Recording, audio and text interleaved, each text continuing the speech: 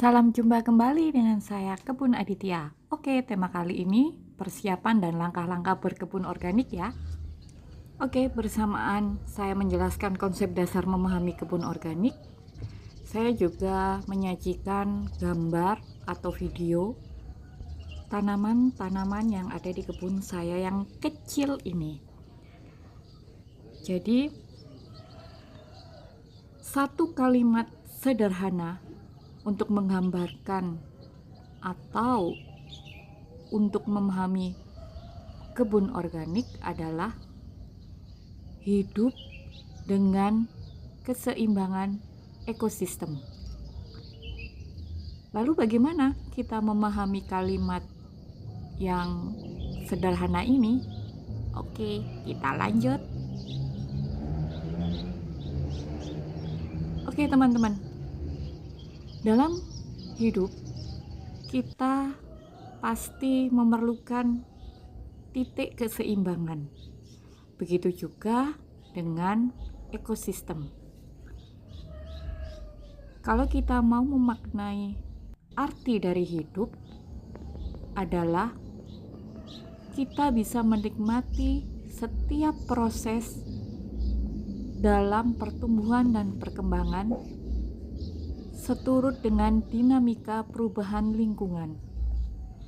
Kita tidak memungkiri ya, bahwa lingkungan itu juga bisa berubah sewaktu-waktu. Sementara ekosistem merupakan hubungan timbal balik antara makhluk hidup dengan lingkungannya. Jadi, dalam berkebun organik, kita diminta untuk membuat ekosistem yang seimbang. Hubungan timbal balik yang saling mengisi satu sama lain.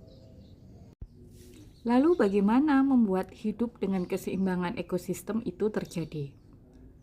Pondasinya adalah kita mengenal dan memahami lingkungan sekitar kita. Kita bisa melihat, mengamati, bahkan mencermati dengan seksama permasalahan ataupun potensi masalah sehingga kita dapat menemukan solusi atau menciptakan solusi untuk menyelesaikannya.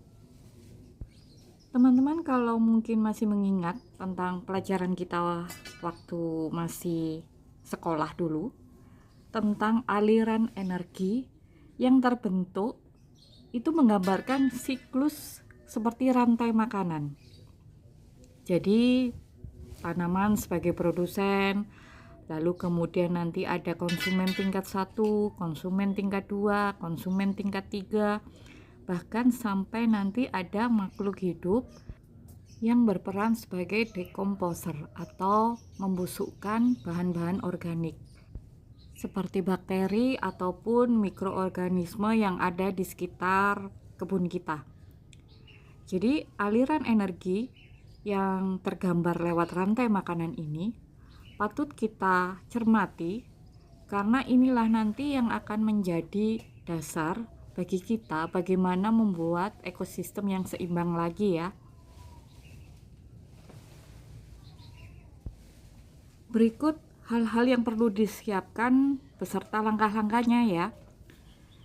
Yang pertama, kita mengenali karakteristik media tanam organik dan lingkungannya. Lingkungan ini bisa dalam bentuk suhu, kelembapan, curah hujan, ketinggian tempat, dan sebagainya.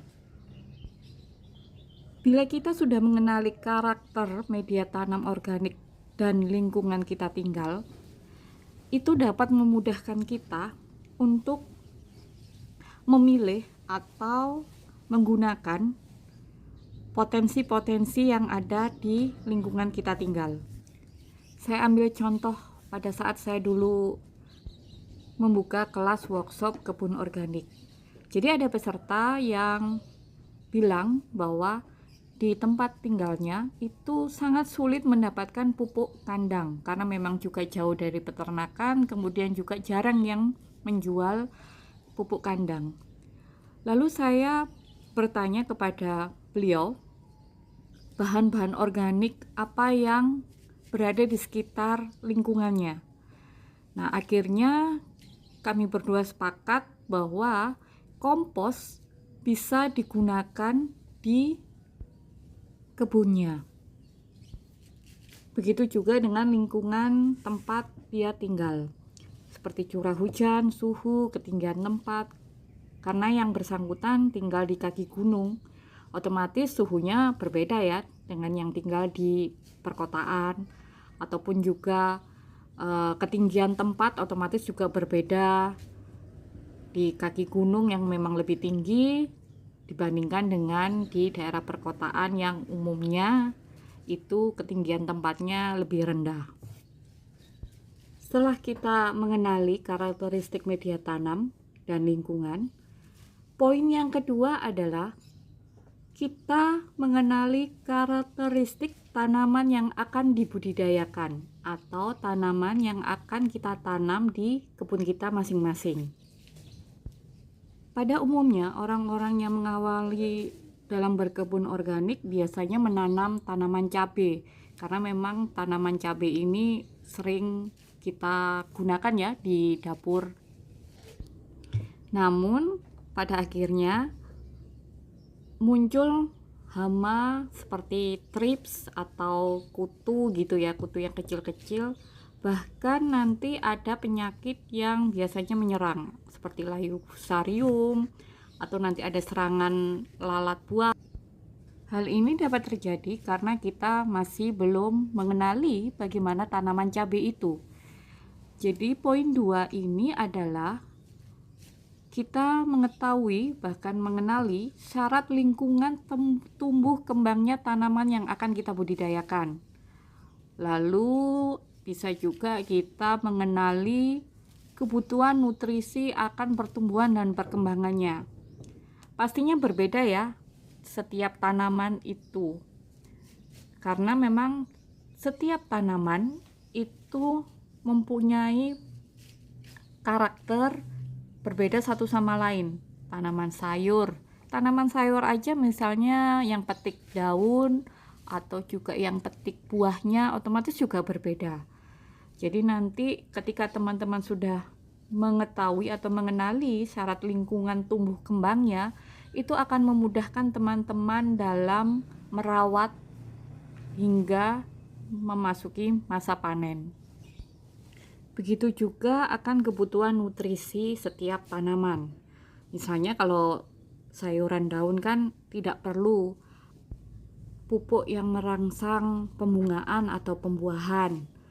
Tetapi bila nanti tujuannya memang tanaman itu akan digunakan sebagai pembenihan di periode tanam berikutnya, pasti kita akan memberikan nutrisi yang jauh lebih kompleks ya, atau jauh lebih bagus. Nah, untuk hal ini nanti saya akan buat video khusus bagaimana membuat atau menyiapkan tanaman yang akan dipersiapkan menjadi pembenihan. Oke, langsung kita menuju langkah ketiga ya, yaitu integrasi langkah 1 dan langkah 2 yang disesuaikan satu sama lain. Teman-teman bisa berkreasi untuk melakukan langkah ketiga, misalnya dengan uji coba. Contohnya begini, saya tinggal di lingkungan kaki gunung, lalu kemudian media tanam organik yang tersedia di lingkungan saya adalah kompos. Dengan curah hujan yang tidak terlalu lebat meskipun sering, suhunya juga dingin, maka saya akan menanam tanaman sayur yang petik daun. Begitu juga dengan contoh-contoh lain ya. Jadi sesuaikan antara lingkungan tempat Anda tinggal, kemudian juga tanaman yang akan dibudidayakan. Jadi uji coba ini sifatnya nanti terus berkelanjutan ya teman-teman. Oke, selamat berkreasi dan praktek menanam di kebun Anda masing-masing ya.